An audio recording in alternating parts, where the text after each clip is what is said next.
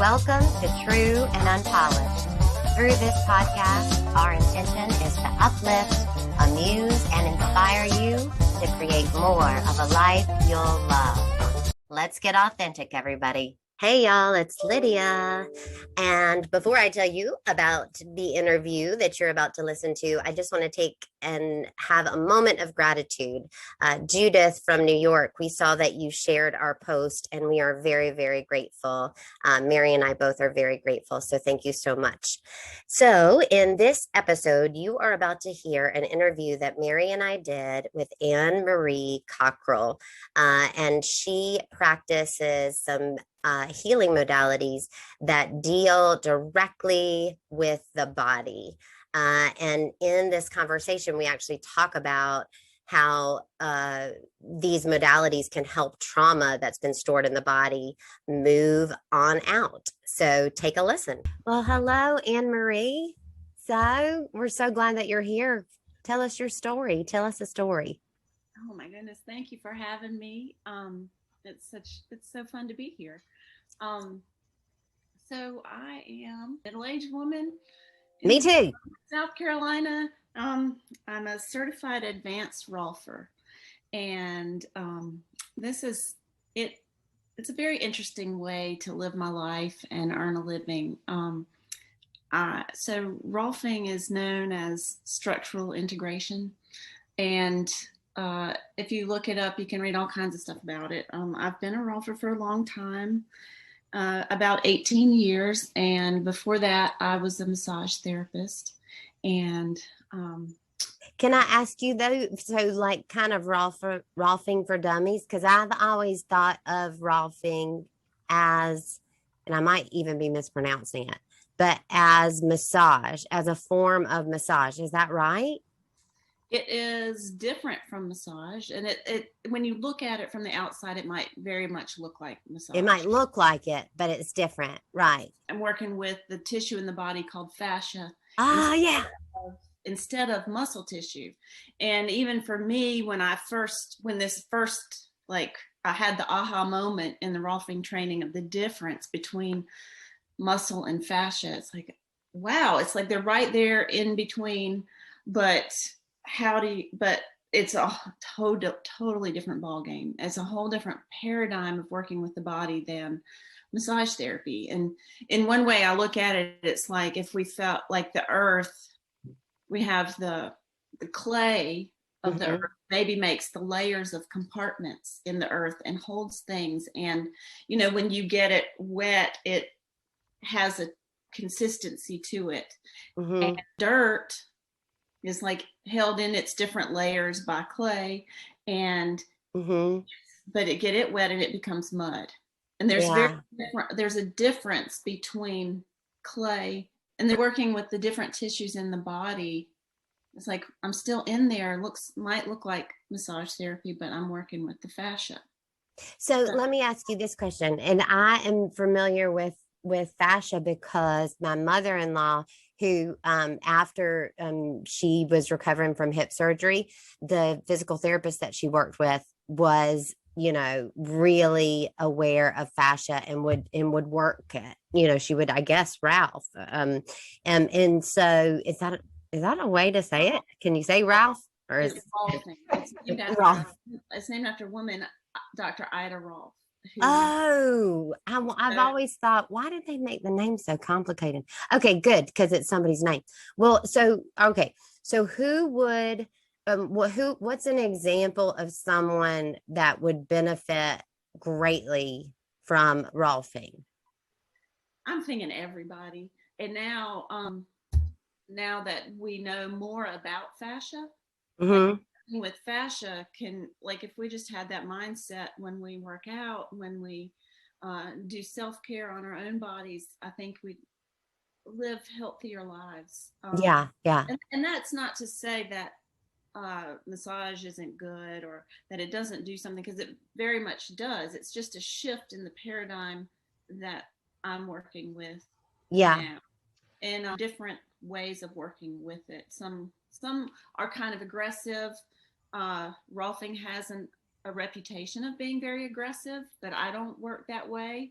um, like fascia, when you work with it, it's kind of like those Stretch Armstrong dolls where like it's actually called a non-Newtonian fluid, where if you approach the body hard, the body stiffens, like it holds us Oh, together, holds us in place. But if you move it slowly, it yeah. stretches and stretches and stretches and stretches. So like if I work with the body at the speed of meditation, then Lovely. opening and opening and opening, and that's the opening that I'm sensing.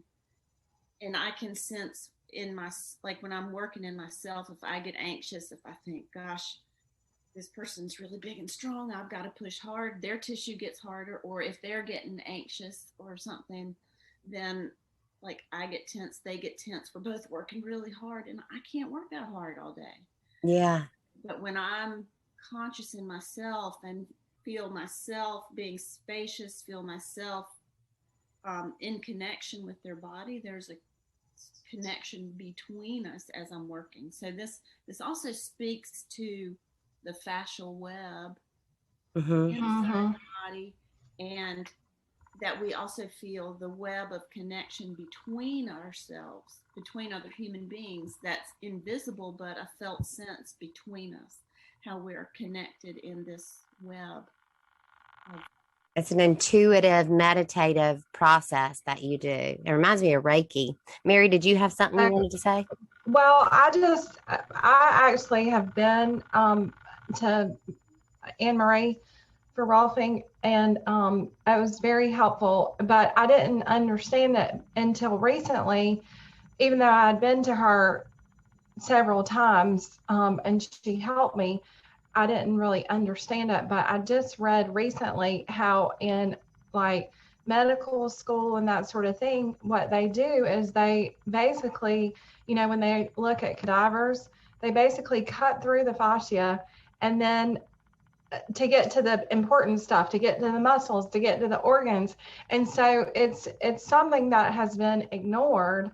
Yeah. But it holds everything together. So it connects through every organ and every muscle in our entire body. Wow. And so to me, one of the things that I want to talk about today is about the mind body connection. And I think, Mary, you had said something about you felt like what was important to talk about today was about trauma being stored in the body and how this connects with Rolfing and what Anne Marie does. Right. Well, there's a couple of books. I mean, as a therapist, and my work largely has to deal with a lot of sexual trauma, but other forms of trauma as well, but different types of abuse or neglect or yeah, other forms of trauma. But there's a couple of really good books that I've read that really helped me understand this concept. And one is The Body Keeps the Score. And now, I mean, a lot, if you're a therapist, you probably have read that book. Right. But the other one is called Waking the Tiger, and it's by Peter Levine. And it really talks about why animals in the wild, though they're threatened routinely, they're attacked or whatever, they're rarely traumatized. And so Yeah. part of it is that we hold on to trauma. And I think the other thing I'm really interested in is the mind body connection. So if we experience a trauma, then that trauma gets stored in the body. And to me, what Anne Marie does is so important to kind of releasing that, whether it's through, conscious movement or, through body work, like the rolfing or whatever. Can you speak to that, Anne Marie? yes. I think of, when we think of muscle memory in the body, I consider it to be fascia memory. Ah. Because our nervous system is really connected in with our fascia. Yes, nerves go into the muscle too, but the fascia is like if you took all the tissue out of the body, you'd have what looks like a blueprint of the human body, which Uh-huh. tells that is our sense, like our nervous system's connected into our fascia and gives us our sense of where we are in space. Yeah. Yeah. And so, and one simple way I look at it, it's like, so we have this fascia memory, so we can move around our house in the dark and not run into furniture, so, things become patterns in our body to help us live more efficiently. But then, it also, when trauma happens, it's like our nervous system takes a snapshot. Mm-hmm. Right. There's a part of our brain that says, we're not, last time we did that, that was really bad, and we're not going to do that again. Then my understanding is, like, even if that's like, well, I was turned to the right, I was turned this way, just like this, when the impact came, or when I was yelled at. And so there's a void in the movement. Like, we don't want to move through that little area. And that's really interesting, because I, have just been doing some therapy work, and this very thing has come up. And I think that one of the things, and I was talking to somebody about brain spotting, and what they have said is that that brain spotting is this practice where through eye movement, you get to a place where you experience the emotion.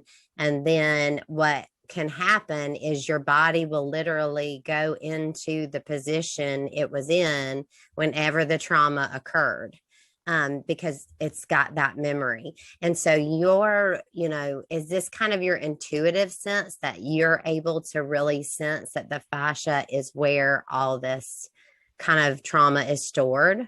I think I think that, there's research to support it, but then my intuitive sense supports it as well. Yeah. And say, when I'm working with the body now, and like more in a movement way, they might be like, if we were doing more movement work, then the body might get into positions where the trauma happened. I have a couple things to say about that. But that could also be when I'm working with someone with movement, I find, like, what is their repetitive movement? Because we're locked in patterns of our repetitive movement. Yeah. Like, I'm a rocker. I rock. Yeah. Or our habit of being at the computer, Yeah. And we get into the same locked position, but just because we've done it 1,000 times, that doesn't mean it helps us when we're trying to walk down the street and not have tension in our shoulders. Sure. Right. Or do something different. Or wash the dishes. We don't have to wash the dishes with the same tension that we look at the computer, but we kind of get locked into these patterns. As you said, or say about like loosening my shoulders. That's what I was doing. I started to change positions. Yeah. Well, and about the work with trauma, when I'm working with it, I'm not a trained trauma worker. I'm very familiar with the work of Stephen Levine and the book, The Body Keeps the Score. And that makes sense to me. And also when the body says no, like, all these things come together. Yeah. But when I'm working, it might be more of a person's head doesn't turn to the right. They go, I don't have much range of motion there. Or and I get a sense of, like, well, it's not physically impossible. Yeah. Right. And I don't force anything, but when we can get the tissue freed up and they have that freedom of movement, their body has crossed a threshold into an area that they wouldn't be allowed to move into, so they can move more freely, but also move into uncharted territory. And there might be like, I can sense when there's memory, I can see the body become activated. They might get cold. They might get teary, or I get a sense that there's emotion, but we don't always, or that there's memory. I don't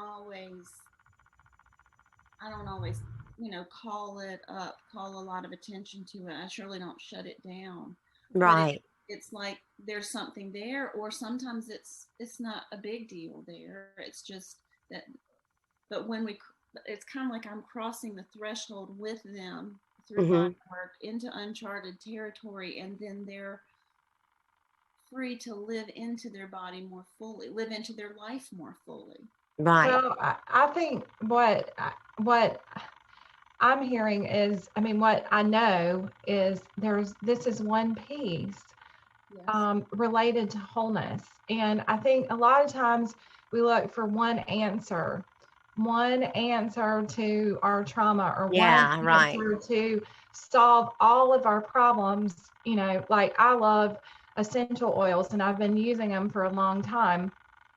And what I know is that they're doing research to show that it is helpful, and also that one oil isn't going to solve all of our problems, nor is essential oils in general going to, be able to solve all our problems. So this to me is another thing to kind of be aware of, that, it's not one thing, but understanding. I think the other thing is understanding the mind body connection too. And, I want to hear more about the conscious movement piece. But consciously working with your body. Well, conscious movement is like, it is a dance practice, but it is an improvisational dance practice. Mm-hmm. So, and there are different types. I've done continuum movement, Mm-hmm. very subtle movement practice, exploring the fluid movement in the body, and then conscious dance, which is, like I have a teacher.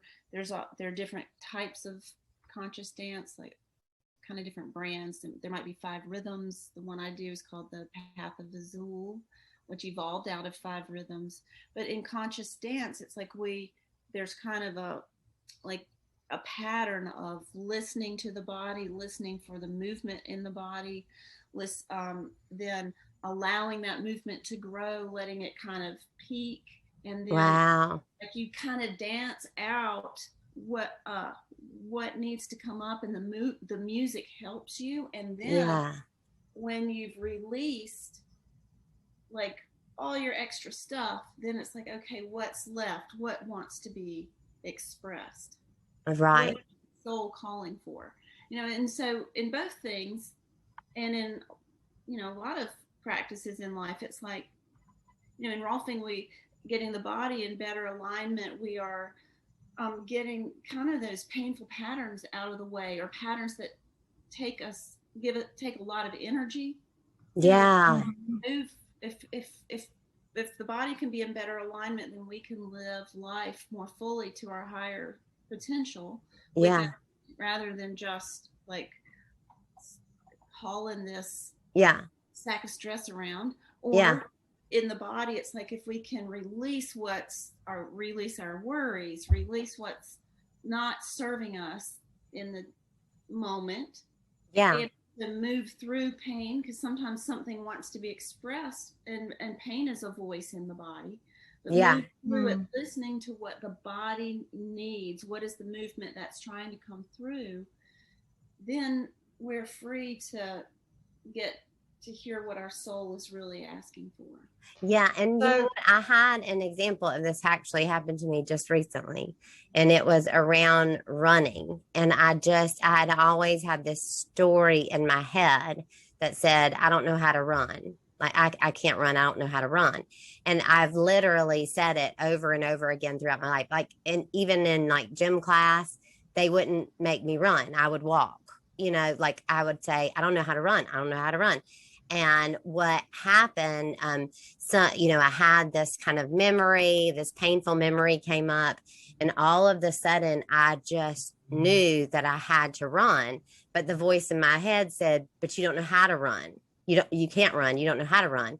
And so I had that experience, and I've been able to, and just side note, Mayor helped me through that, because she was like, because of course I know how to run, just like you said, my head won't turn this way. Well, I mean, your head can turn that way, so it's not for some reason. And then I got to the bottom of why this story was stuck in my head about running. And ultimately, my son, my 10-year-old, I went to him at Mary's suggestion and said, okay, I want to run and I don't know how to run. And he's looked at me and he goes, of course you know how to run. And I'm like, no, I have been telling myself for a really long time that I don't know how to run. And so I need you to teach me. I need you to help me to run. And he's like, yeah. And, because he's so into anything that is movement and he's just like such an athlete. And so, I had that experience, the experience of, and there was something underneath that story that was trying to come out. So I love what you're saying. I think, there are so many tools at getting to, ultimately, I think that we all agree that the purpose of our life is about growth and really becoming who we truly are and kind of unlearning these painful coping strategies that we formed early on through fear and trauma, and getting rid of those and allowing the divine spark that is us, be exposed to the light of day, get wind on that flame. And there are many tools, and combinations of tools. And in my experience, see, I had never had that movement piece, so now, but at this moment in time, now I'm being asked, I can feel my soul saying, now it's time to work with the body. Like I can feel that is true. And I worked with many other tools before that got me to this place. So I feel like it's important to just say that, there are so many different tools. And Anne Marie, I am so glad that you are in the world and that you do what you do. And I really hope that there are more of you. And if people wanted to get in touch with you, if they wanted to reach out to you or make an appointment with you, how would they do that? To make an appointment with me for Rolfing, and that would also be for anything that I do. I have a website and it's called Rolfing Columbia. Rolfingcolumbia.com. Can you spell that for us? ROLFING Columbia, COLUMBIA at rolfingcolumbia.com. rolfingcolumbia.com. And I wonder, do you have a network of people? Because we actually have listeners all over the country and even some in other countries, which is really exciting. But we have a big percentage of our audience is in South Carolina and a big percentage is in Wisconsin. Do you happen to know, is there a network, or how would someone go about finding one if they are not in Columbia where you are in South Carolina? To find a Rolfer, it's the Ida Rolf Institute. It's located in Boulder, Colorado, but their website is rolf.org, ROLF.org, and they have a Find a Rolfer service. And awesome. Type in your area, and they will give you the people in your area. And then for conscious movement, conscious movement. You could look on Facebook there's I think a One Dance Tribe page, or a group, and there's also my teacher has started it. It's called pathofazul.com, PATHOFAZUL.com, Path of Azul, and they have daily short little playlists you can dance to if you wanted to have some short guided. Yeah, I'm glad you mentioned that, because I was going to ask you, is there a certain kind of music? And it sounds like yes, there is. Yes. Yeah. And yes, there's a certain way of arranging music. Any music fit into it, but what music evokes this, the releasing, the listening out of us. Got it. Awesome. Well, thank you, Anne Marie, so much for being here today. And thank you all for listening. So remember to check Anne Marie out on her website. And you can also look up a I can't say that word. So we're just going to have to X this whole episode, everybody. Ralph.org.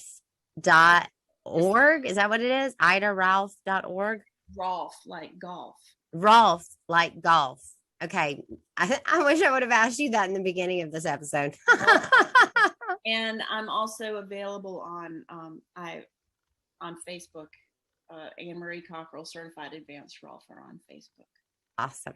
Well, you have been listening to True and Unpolished, the podcast. Let's see what happens next.